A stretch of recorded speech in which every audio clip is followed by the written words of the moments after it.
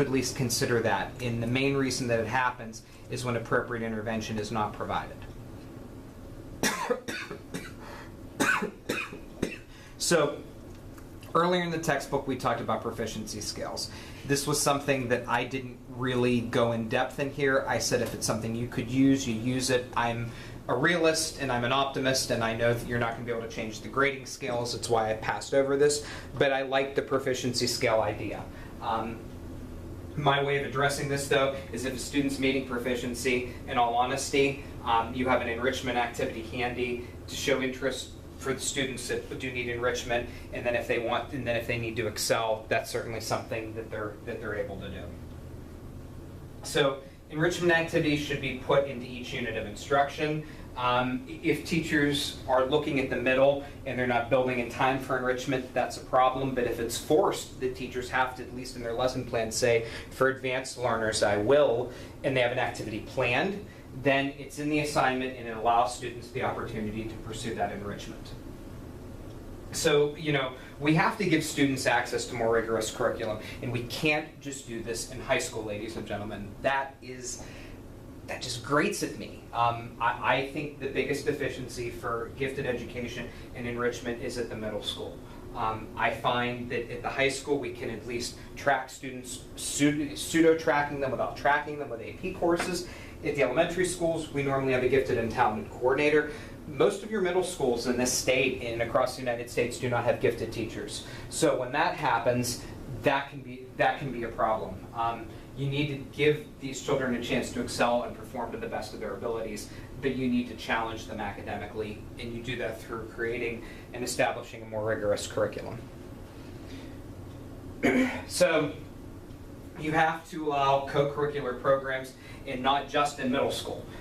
The teaming concept is a middle school idea. It's been throughout our middle school system since day one.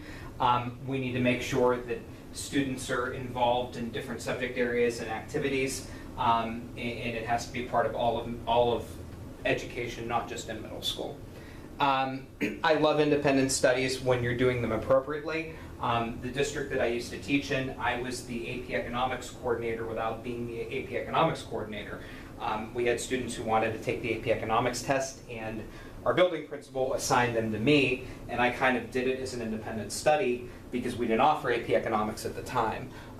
Teachers have to be committed to this, administrators have to be committed to this, but it shows that you can really give those kids deep and memorable learning experiences if you're helping them one-on-one or individually.